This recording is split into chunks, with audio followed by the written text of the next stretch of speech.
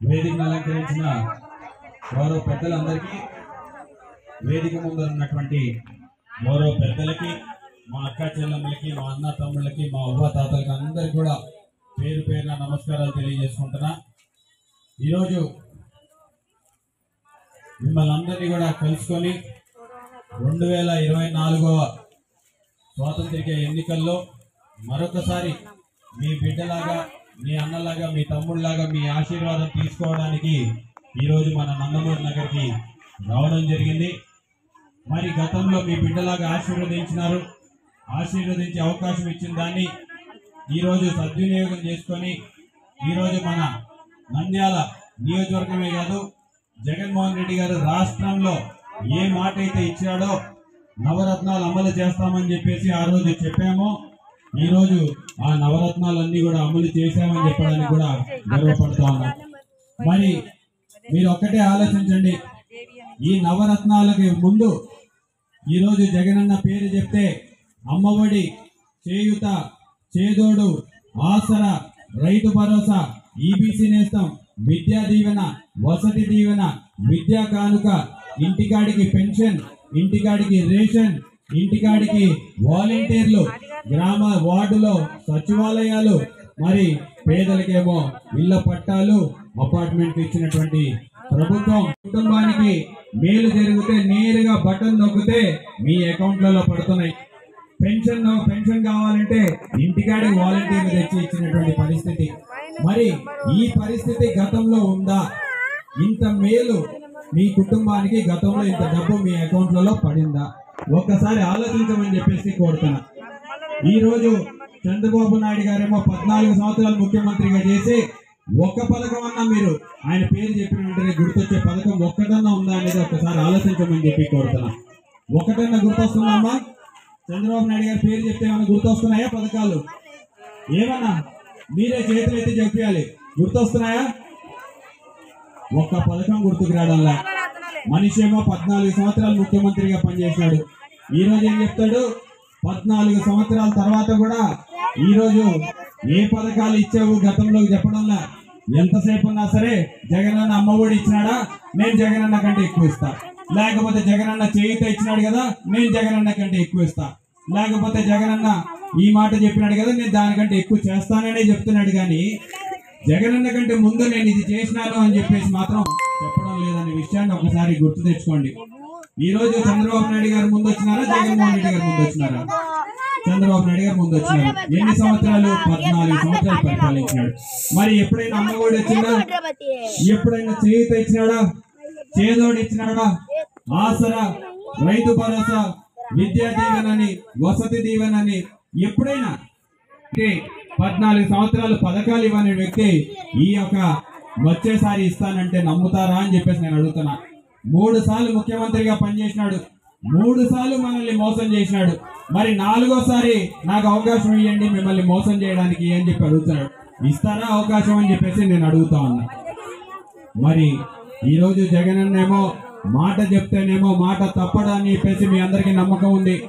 అబద్ధపు హామీలు జగన్మోహన్ రెడ్డి గారు ఇవ్వరు అనే ఒక నమ్మకం మీకు ఉంది. కానీ ఈరోజు చంద్రబాబు నాయుడు గారు మొన్నటి దాకా ఏం చెప్పినాడు? జగన్మోహన్ రెడ్డి గారు పథకాలు ఇస్తామంటే ఆంధ్రప్రదేశ్ అప్పుల పాలైపోతుంది, పప్పు బెల్లాల్లాగా పంచుతున్నాడు, పేదవాళ్ళకి డబ్బులు ఇచ్చి సోమరిపోతల్ని చేస్తున్నాడు అని చెప్పి మాట్లాడలేదా? మరి ఈరోజు ఎలక్షన్ వస్తే ఏం చెప్తున్నాడు? జగన్మోహన్ రెడ్డి గారి కంటే అమ్మఒడి నేను ఇంకొకసారి ఇస్తా, లేకపోతే చేయూత ఇంకొకసారి ఇస్తా.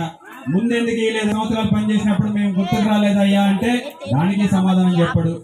పాతవన్నీ మర్చిపోండి, ఒక అవకాశం ఇవ్వండి, ఈసారి ఇస్తాను అంటే. మరి పాత 3 సార్లు మోసం చేసిన వ్యక్తికి ఇంకొకసారి మోసం చేయడమే అలవాటైన వ్యక్తికి ఇంకొకసారి అవకాశం ఇస్తే మోసం చేయకుండా ఉంటాడా? ఒక్కసారి ఆలోచించమని చెప్పి కోరుతున్నా. మరి ఇక్కడ ఇంకొకటి కూడా ఆలోచించండి. జగన్మోహన్ రెడ్డి గారి హయాంలో మనం అధికారంలో చేపట్టిన తర్వాత మొదటి 2 సంవత్సరాలు కరోనా వచ్చింది, అవునా కదా? మన కుటుంబాల్లో ఎంతమందిని కోల్పోయినాం కరోనాకి? మనం ఆ రోజుల్లో ఎంత ఇబ్బంది పడినాం?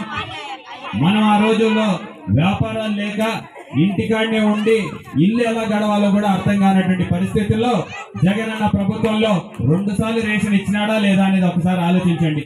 వ్యాక్సిన్ ని ఉచితంగా ఇచ్చినాడా లేదా అనేది ఒకసారి ఆలోచించండి. కరోనాకి వైద్యం ఉచితంగా చేయించినాడా అనేది ఒకసారి ఆలోచించండి. ఈ క్వారంటైన్ సెంటర్లు పెట్టి ప్రతి ఒక్కరికి వైద్యము లేకపోతే భోజనము అన్ని ఉచితంగా చేసినాడా లేదా అనేది ఒకసారి గుర్తు తెచ్చుకోమని చెప్పి కోరుతున్నా. అలాగే మన వైఎస్ఆర్సీపీ నాయకులం కావచ్చు, మన కార్యకర్తలు కావచ్చు, ఇంటికాడికి పండ్లు ఈరోజు వైఎస్ఆర్సీపీ నాయకులు అయితే ఒక్క తెలుగుదేశం నాయకుడు అన్నా సరే మిమ్మల్ని కలిసినాడా ఆ సమయంలో అనేది ఒకసారి గుర్తు తెచ్చుకోమని చెప్పి కోరుతున్నా. ఆ సమయంలో ఏ ఒక్క తెలుగుదేశం నాయకుడు అన్నా మీరు భయపడకండి మేమున్నాము మీకు అండగా అని చెప్పేసి ఒక్క తెలుగుదేశం నాయకుడు అన్నా మీకు కనపడినాడా అనేది ఒకసారి గుర్తు తెచ్చుకోమని చెప్పి కోరుతున్నా. ఎవరైనా వచ్చి మీకు సహకారం అందించినారా అనేది ఒకసారి గుర్తు తెచ్చుకోమని చెప్పి కోరుతున్నా. కనీసం మీ సందుల్లో ఎప్పుడైనా కనపడినారా అని చెప్పేసి ఒకసారి ఆలోచించమని చెప్పి కోరుతున్నా. ఎక్కడున్నారు తెలుగుదేశం నాయకులు? హైదరాబాద్ లో ఉన్నారు. వాళ్ళేమో వాళ్ళ కుటుంబాలతో హైదరాబాద్ లో ఉంటే ఇక్కడ మనం ఇబ్బంది పడుతున్నాం, మన కష్టాల్లో ఉన్నాం, మన సొంత వాళ్ళని పోగొట్టుకుంటున్నాం. అలాంటి సమయంలో మనల్ని ఆదుకోవాల్సినటువంటి నాయకులు ఎవరైనా తెలుగుదేశం నాయకులు మీకు కనపడినారా అని చెప్పేసి అడుగుతాం. మరి ఆ రోజు కనపడరంట. ఈ రోజు అంట మనం అందరం కూడా సంతోషంగా ఉన్నప్పుడు, అన్ని పథకాలు మనకు లభిస్తున్నప్పుడు ఈ రోజు మరి నందమూరి నగర్ ఈ రోజు అవతల మన ప్రత్యర్థి పాటు ఎమ్మెల్యేగా 6 సంవత్సరాల పాటు ఎమ్మెల్సీగా పనిచేశారు. అంటే 21 సంవత్సరాల పాటు అధికారంలో ఉన్నారు. 5 శాఖలకి మంత్రిగా పనిచేసినాడు. మున్సిపల్ శాఖ మంత్రిగా కూడా ఆయనే పనిచేసినాడు. మీ నందమూరి నగర్ గుర్తుంది కదా, పాత రోజుల్లో ఒకసారి గుర్తు తెచ్చుకోండి. నందమూరి నగర్ లో ఆయన మంత్రిగా ఉన్నప్పుడు మున్సిపాలిటీలో లేదు, లేకపోతే పంచాయతీలో లేదు. మున్సిపాలిటీ శాఖ మంత్రిగా ఉండి కూడా మున్సిపాలిటీలో కలపని వ్యక్తి ఫరూక్ గారు అని చెప్పేసి ఈ సందర్భంగా గుర్తు చేస్తున్నా. ఎందుకంటే ఆ రోజు మీకు ఎప్పుడైనా రోడ్లు కనపడినాయా నందమూరి నగర్ లో? ఆ రోజు అన్ని గుడిసెలే ఉండే శిల్పమోహన్ రెడ్డి గారు వచ్చేంత వరకు. శిల్పమోహన్ రెడ్డి గారు వచ్చిన తర్వాత కదా పక్కా ఇల్లు నిర్మించడం మొదలు పెట్టుకున్నాం మనం. మరి ఆ రోజు కనీసం మున్సిపాలిటీలో చేరిస్తే మాకు కొన్ని నిధులు వస్తాయని చెప్పేసి మన ప్రజలు అడిగితే మున్సిపల్ శాఖ మంత్రిగా పనిచేసినటువంటి ఫరూక్ గారు కనీసం నందమూరి నగర్ ని మున్సిపాలిటీలో కలపల. శిల్పామోహన్ రెడ్డి గారు వచ్చిన తర్వాత నందమూరి నగర్ ని ఆ పక్కన ఉన్నటువంటి వైఎస్ నగర్ లో కూడా ఆ రోజు 6500 పట్టాలు ఇచ్చి ఈ 2 దానిలను కూడా మున్సిపాలిటీలో కలిపిన పరిస్థితిని మీకు ఈ రోజు గుర్తు చేస్తా ఉన్నా. మరి శిల్పామోహన్ రెడ్డి రాకమునుపు నందమూరి నగర్ అంటేనే మనకి అగ్ని ప్రమాదాలు గుర్తొచ్చేవి, గుడిసెలు కాలిపోయేటివి గుర్తొచ్చేవి. ఎప్పుడు పాపం గుడిసెలు కాలిపోయి ఆ అక్క చెల్లెమ్మలందరూ కూడా రోడ్డు పాలైనప్పుడు ఒక్కరు కూడా వచ్చి ఆదుకున్నటువంటి దాఖలాలు లేవనేది పాత రోజులు గుర్తొస్తాయి. మరి ఈ రోజు ఇంతమంది పక్కా ఇల్లు నిర్మించుకున్నారు, సీసీ రోడ్లు పడినాయి, డ్రైన్లు పడినాయి. మరి ఇంకా నందమూరి నగర్ కి చేయాల్సిన పనులున్నాయి. కానీ యువతల సైడ్ ఏమో మేము సాధారణ ఎమ్మెల్యే, ఆయన పెద్ద ఆయనేమో 5 శాఖలకి మంత్రిగా పనిచేసినాడు. మంత్రి ఎక్కువ పనులు చేయగలుగుతాడా లేకపోతే ఎమ్మెల్యే ఎక్కువ పనులు చేయగలుగుతాడా అని ఒక్కసారి ఆలోచించమని చెప్పి కోరుతున్నా. కానీ ఈ రోజు మన నంద్యాల దురదృష్టం ఏంటంటే ఎమ్మెల్యేగా ఉన్నాం, మేమే ఎక్కువ పనులు చేసినాం, కానీ మంత్రిగా ఉన్నటువంటి ఫరూక్ గారు హయాంలో ఏం అభివృద్ధి జరిగిందంటే ఇప్పటికి కూడా చెప్పనటువంటి పరిస్థితి.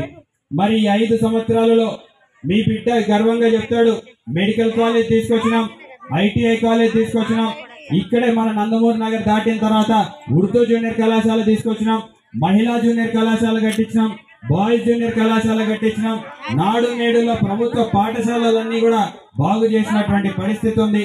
మరి ఇక్కడే వైఎస్ నగర్ లో కొత్తగా హాస్పిటల్ కూడా తీసుకొచ్చినాం. ఈ రోజు 5 కొత్త హాస్పిటల్ మనం కట్టిస్తే ఫరూక్ గారి హయాంలో ఎన్ని హాస్పిటల్ వచ్చినాయో తెలుసా? 0. ఆయన మళ్ళీ మంత్రిగా పనిచేసినారు, వైద్య శాఖ మంత్రిగా కూడా పనిచేసినారు, కానీ ఒక్క హాస్పిటల్ కూడా రాలే. సాధారణ ఎమ్మెల్యే అయినటువంటి నేను ఎటువంటి రాజకీయ అనుభవం లేకపోయినా సరే మనము 5 హాస్పిటల్ కట్టినాం ఈ 3 సంవత్సరాలలో. మరి ఇక్కడే ఈ యొక్క నందమూరి నగర్ కి ఏమి చేయలేకపోయినారు, వైఎస్ నగర్ కి ఎటువంటి పనులు చేయలేకపోయినటువంటి ఫరూక్ గారేమో 21 సంవత్సరాల పాటు అధికారంలో ఉన్నాడు. మనం ఎన్ని సంవత్సరాలు అయింది అధికారంలోకి వచ్చి? 5 సంవత్సరాలు అయింది. 5 సంవత్సరాల్లో 2 సంవత్సరాలు కరోనా పోతే 3 సంవత్సరాలు పనిచేయడానికి అవకాశం వస్తే ఆ 3 సంవత్సరాల్లోనే మనం ఇవన్నీ ఇందాక చెప్పినవన్నీ కూడా పనులు చేసినామని చెప్పి గర్వంగా చెప్తున్నాం. ఈ రోజు మీ బిడ్డేమో నేను ఫలానా పని చేసినానని చెప్పగలుగుతున్నాడు.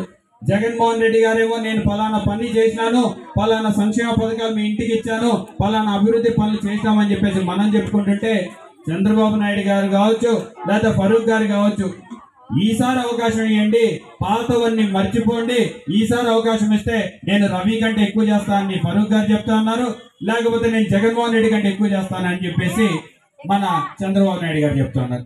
మరి గతంలో 21 సంవత్సరాలు పనిచేసినప్పుడు ఫరూక్ గారు మీరు ఏం చేసినారు అంటే సమాధానం చెప్తున్నారా? చెప్పడంలా. లేకపోతే 14 సంవత్సరాలు పనిచేసినటువంటి చంద్రబాబు నాయుడు గారు కూడా చెప్పడంలా. కాబట్టి ఇంకొక 5 సంవత్సరాలు కాదు, ఇంకొక 10 సంవత్సరాలు ఇచ్చినా సరే మనకి ఎవ్వరు కూడా ఏమి చెయ్యరనే విషయాన్ని చంద్రబాబు నాయుడు గారు కావచ్చు, ఫరూక్ గారు కావచ్చు ఆల్రెడీ ప్రూవ్ చేసినారని చెప్పేసి మీరు ఒక్కసారి మనసులో పెట్టుకోవాలని చెప్పేసి కూడా కోరుకుంటున్నా. మరి మన నందమూరు నగర్ లో ఈ రోజు దగ్గరగా సిసి రోడ్లు డ్రైన్ల మీద 95,60,60,000 రూపాయలు ఖర్చు పెట్టినామని చెప్పడానికి కూడా గర్వపడుతూ ఉన్నాం. మరి గ్రావెల్ రోడ్లు ఈ మధ్య కాలంలో దగ్గరగా 35 లక్షలతోటి గ్రావెల్ రోడ్లు కూడా చేసినాం. ఇక్కడ ఇంటి పట్టాలు కూడా 52 మందికి ఇవ్వడం జరిగింది. ఇంకా 67 లక్షల రూపాయలు అంటే దాదాపు 2 కోట్లకి పైగా వర్కులు మన వార్డులో చేస్తున్నాము అని చెప్పేసి కూడా చేస్తున్నాము అని చెప్పేసి కూడా చెప్పడానికి గర్వపడుతూ ఉన్నా. మరి గతంలో ఈ యొక్క ప్రాంతాన్ని పూర్తిగా విస్మరించినటువంటి ఫరూక్ గారు హయాంలో మళ్ళీ ఈరోజు ఇంకొక అవకాశం కావాలని చెప్పేసి అడుగుతా ఉన్నారు. నేను ఒకటే అడుగుతున్నా, మీ బిడ్డలాగా మమ్మల్ని ఎన్నుకుంటే ఈరోజు గడప గడప మన ప్రభుత్వంలో కావచ్చు, మిగతా కార్యక్రమాల్లో కావచ్చు మేము ఇక్కడికి వచ్చినాం, మీ ఇళ్ల కాడ తిరిగినాం, మీ సందు తిరిగినటువంటి పరిస్థితి మాది. మరి మీకు ఎప్పుడైనా ఫరూక్ గారు కనపడినారా అని చెప్పి నేను అడుగుతా ఉన్నా. కనపడినారమ్మా ఫరూక్ గారు? మీ సందుల్లో కనపడినాడా? లేకపోతే ఎప్పుడు ఈ 5 సంవత్సరాల్లో కనపడినాడా? 10 సంవత్సరాల్లో కనపడినారా? మరి మనమేమో రోడ్లు లేకపోతే మీ సందులో తిరిగినటువంటి వ్యక్తులకి ఓటేస్తారా అనేది ఒక్కసారి ఆలోచించమని చెప్పి కోరుతున్నా. ఈ రోజు ఓటేస్తే మళ్ళీ 5 సంవత్సరాల తర్వాత మొహం చూపించేటువంటి ఫరూక్ గారికి ఓటేస్తారా? లేకపోతే మీ బిడ్డ ప్రతి సందు తిరిగేటువంటి మీ బిడ్డకి ఓటేస్తారా అని చెప్పేసి ఒక్కసారి ఆలోచించమని చెప్పి కోరుతున్నా. మరి జగన్మోహన్ రెడ్డి గారేమో ప్రతి నెల బటన్ నొక్కుతున్నాడు, మన అకౌంట్ లో డబ్బులు పడుతున్నాయి.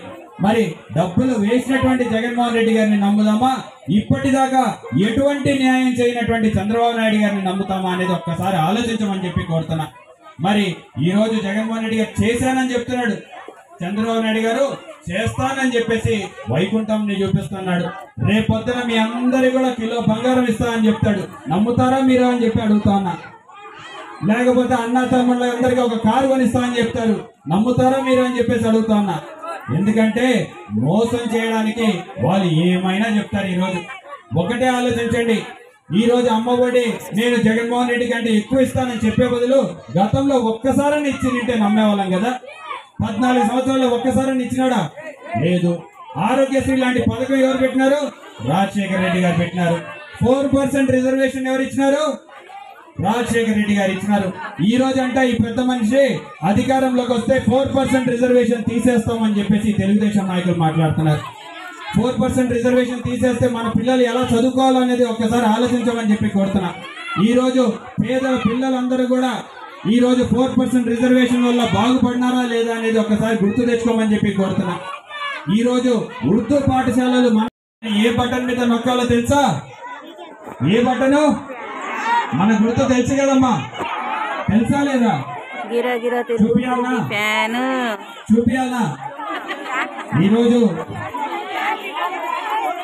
ఈరోజు మీరు ఇంటికి వెళ్ళిన వెంటనే ఏం చేస్తారు? మొదటి పని ఫ్యాన్ వేసుకొని ఫ్యాన్ కింద కూర్చుంటారా లేదా? రాత్రిపూట ఫ్యాన్ లేకుండా నిద్ర పడుతుందా? మధ్యాహ్నం పూట ఫ్యాన్ లేకపోతే నిద్ర పడుతుందా? మరి సైకిల్ ఉన్నాయా అసలు? ప్రతి ఒక్కరూ సైకిల్ బయటపడేసి ఈ రోజు మోటార్ బైకులు కొనుక్కున్నామా లేదా? మరి సైకిల్ తో పని లేదు, తొక్కుపట్టిన సైకిల్ ని బయటపడేయండి. మన ఫ్యాన్ నేమో జోరుగా మీరందరూ కూడా స్పీడ్ పెంచండి అని చెప్పి తెలియజేసుకుంటూ, మన గుర్తు ఫ్యాన్ గుర్తు. ఎవరికైనా సరే ఒక్కరో ఇద్దరికో తెలియకపోతే ఈ గుర్తుని గుర్తు పెట్టుకోండి. 5 సంవత్సరాల పాటు హాయిగా ఫ్యాన్ వేసుకొని ఫ్యాన్ కింద సేద తీరాలంటే మనం ఎవరికి ఓటేయాలి? ఫ్యాన్ గుర్తుకి ఓటేయాలి. పనులు జరుగుతాయనే విషయాన్ని కూడా మనసులో పెట్టుకోండి. మరి నేను ఇంకొకటి కూడా మాటిస్తున్నా, నందమూరు నగర్ వాళ్ళకి అందరికి కూడా ఇంకా కొన్ని మనం రోడ్లు వేయాలి, కాలువలు వేయాలి. మీరు ఇబ్బంది పడుతున్న విషయాన్ని నేను గమనించిన, ప్రతి సందు తిరిగిన, రాత్రిపూట వచ్చిన మీకు కనీసం స్తంభాలు లైట్లు లేకపోతే కొత్త స్తంభాలు కొత్త లైట్లు వేయించినాం. కొత్త స్తంభాలు వాటర్ లైన్లు కూడా మేము వాటర్ లైన్లు కూడా వేయించినాం. మరి మీ అందరికి కూడా మాట్లాడుతున్నాం, వచ్చేసారి ఖచ్చితంగా మీ అందరికి కూడా అన్ని రోడ్లు డ్రైన్లు పూర్తి చేసే బాధ్యత మీ బిడ్డది అని చెప్పేసి ఈ సందర్భంగా తెలియజేసుకున్నాం. అవసరమైతే సొంత డబ్బులు ఖర్చు పెట్టైనా సరే ఈ రోడ్లు కాలువలు వేస్తామని చెప్పేసి కూడా మీ అందరికి మాటిస్తా ఉన్నాం. మీరు ఒకటే గుర్తు పెట్టుకోండి, ఈ ఒక తెలుగుదేశం నాయకులు మీకు ఇళ్ల పట్టాలు ఇస్తామంటే ఈ రోజు ఇదే ఇళ్ల పట్టాలని ఈ ప్రాంతంలో 2017 బై ఎలక్షన్లు పుణ్యమా అని చెప్పేసి మీ పట్టాల్ని వేరే వాళ్ళకి ఇచ్చినారా లేదా అనేది ఒకసారి గుర్తు చేసుకోవాలని చెప్పి కోరుతున్నా. మనకి ఇద్దరి మధ్యలో గొడవలు పెట్టినారు, మళ్ళీ ఇక్కడ మీ అందరికి పట్టాలు తయారు చేసి రాళ్లు పాతి రేపు పొద్దున ఉగాది నాడు పంచుదామనుకుంటే పేదలకి ఇచ్చే ఇళ్ల పట్టాల మీద కోర్టులో కేసు వేసినటువంటి బాబతో తెలుగుదేశం నాయకులది. మరి మీరందరూ కూడా ఇది మనసులో పెట్టుకోవాలి. మనము కోర్టుకు వెళ్లి పోరాడి ఈ రోజు మనం మీ అందరికి 3300 మందికి ఇచ్చినాం, ఇంకా 2000 మందికి పట్టాలు పంచబోతున్నాం. మన ఎలక్షన్ పూర్తయిన వెంటనే ఆ ఇళ్ల పట్టాలు అన్ని కూడా మీ అందరికి ఇవ్వబోతున్నాము. మనకి 1000 ఆల్రెడీ సిద్ధంగా ఉన్నాయి, అది వచ్చే నెలలోనే పంచబోతున్నాం అని చెప్పేసి కూడా మీ అందరికి మాటిస్తున్నాము. మరి ఈ యొక్క వైఎస్ నగర్ బ్రిడ్జ్ కూడా చివరాఖరి దశలో ఉంది, వచ్చే నెల కల్లా దాన్ని కూడా ప్రారంభించబోతున్నామని చెప్పేసి కూడా మీ అందరికీ మాటిస్తున్నాం. 1 నెలన్నర పనులు, దానికి ఎందుకు ఆలస్యమైంది అనేది కూడా మీ అందరికీ తెలుసు. ఎందుకంటే గతంలో 1 రూపాయి కూడా చంద్రబాబు నాయుడు సమయంలో తర్వాత జగన్మోహన్ రెడ్డి వాళ్ళు అని చెప్పేసి గుర్తు పెట్టుకోండి. ఇప్పుడు దాకా ఈ రోజు కనపడితే 5 సంవత్సరాల వరకు కనపడని వ్యక్తులు ఎవరు? 5 సంవత్సరాలకు ఒకసారి కనపడతారు, వాళ్ళు మళ్ళీ మన మీద మాట్లాడుతుంటారు. కాబట్టి కనీసం ఈ ఎలక్షన్ సమయంలోనే కనపడ్డాలా, రేపు పొద్దున కనపడతారా అనేది ఒకసారి ఆలోచించమని చెప్పేసి కూడా మిమ్మల్ని అందరినీ సవినీయంగా కోరుకుంటూ మీ బిడ్డకి మరొక అవకాశం కల్పించండి. మీ బిడ్డ 40 సంవత్సరాల వయసు కాబట్టి ప్రతి సందు తిరగలుగుతాడు, ప్రతి గల్లీ తిరగలుగుతాడు, ప్రతి ఇంటికి కూడా రాగలుగుతాడు, మీ సమస్యలు వింటాడు, మీ సమస్యల్ని పరిష్కరిస్తాడని చెప్పేసి కూడా మీ అందరికీ మాటేస్తున్నా. మళ్ళీ ఇంకోటి కూడా చేశారు, మన ఇంటికాడికి వస్తే మన ఇంటి తలుపులు ఎప్పుడు కూడా మీకోసం తెరిచే ఉన్నాయనే విషయాన్ని కూడా మీరు గుర్తు పెట్టుకోండి. ఏనాడు కూడా మిమ్మల్ని వెనక్కి తిప్పి పంపించిన దాఖలాలు లేవు. మరి మన ఇంటికాడికి ఏమో ఆ పరిస్థితి ఉంటే అక్కడికి వెళ్ళాలంటే కూడా గేట్లు మూసేసినటువంటి పరిస్థితి, ఆడికి వెళ్ళి చెప్పుకోవాలంటే కూడా వాళ్ళు కనపడని వ్యక్తులు. మరి మీ బిడ్డకి మరొక అవకాశం కల్పించండి, మీ బిడ్డని మరొకసారి ఆశీర్వదించి మే 13వ తేదీన జరగబోయే ఎన్నికల్లో ఇద్దరికి కూడా ఎంపీకి గాని ఎమ్మెల్యేకి గాని ఫ్యాన్ గుర్తుపై ఓటు వేయించి గెలిపించాల్సిందిగా ప్రార్థిస్తూ సెలవు తీసుకుంటున్నాను.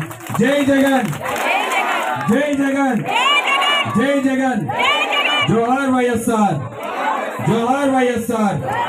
ఫ్యాన్ గుర్తుకే, ఫ్యాన్ గుర్తుకే, ఫ్యాన్ గుర్తుకే. జై జగన్.